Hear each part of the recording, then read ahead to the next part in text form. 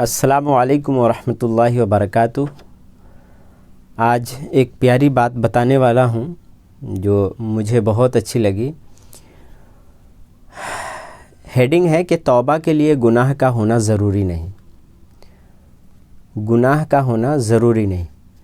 یہ میں اس لیے بتا رہا ہوں کہ عام طور سے لوگ یہی سمجھتے ہیں کہ جب انسان گناہ کر لیتا ہے تب توبہ کیا جاتا ہے، جب گناہ ہوتا ہے تب توبہ کیا جاتا ہے، حالانکہ ایسی بات نہیں۔ توبہ کے لیے گناہ کا ہونا ضروری نہیں، یہ بات صحیح ہے اور ثابت بھی ہے۔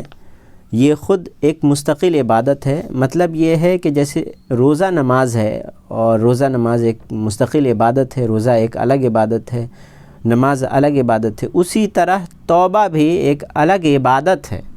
تو اس عبادت سے آپ کو کیا ملے گا؟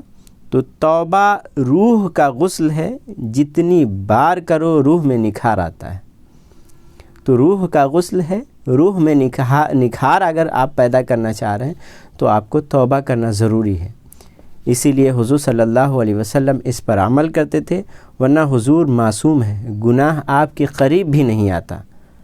فرمان مصطفیٰ صلی اللہ علیہ وسلم ہے، حضور فرماتے ہیں عربی میں، واللہ انی لا استغفر اللہ و اتوب الیہ فی الیوم اکثر من 70 مرہ۔ مطلب خدا کی قسم میں دن میں 70 سے زیادہ مرتبہ اللہ سے استغفار کرتا ہوں اور اس کی بارگاہ میں توبہ کرتا ہوں۔ اس میں استغفار آیا ہے اور توبہ آیا ہے۔ تو استغفار اور توبہ کے تعلق سے میں بتاؤں گا کہ دونوں کے درمیان کیا فرق ہے اس کے بعد، اس ویڈیو کے بعد۔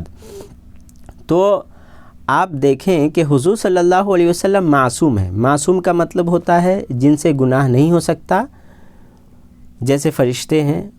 تو فرشتے کیا ہے؟ یہ معصوم ہے، ان سے گناہ نہیں ہوتا۔ اسی طرح نبی اور رسول معصوم ہوتے ہیں، ان سے گناہ نہیں ہوتا۔ جب گناہ نہیں تو توبہ کس بات کا؟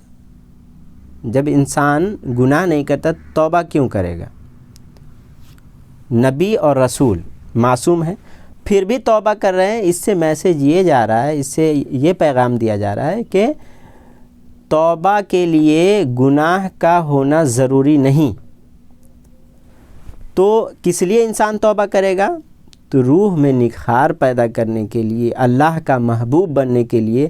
توبہ کا ایک سب سے بڑا فائدہ یہ ہے کہ اللہ اس سے محبت کرنے لگتا ہے، اللہ توبہ کرنے والے کو پسند کرتا ہے، محبوب رکھتا ہے۔ جب انسان اللہ کا محبوب ہوتا ہے تو اللہ اس کی سنتا ہے، اللہ اس کی دعائیں قبول کرتا ہے اور توبہ سے پریشانیاں دور ہوتی ہے۔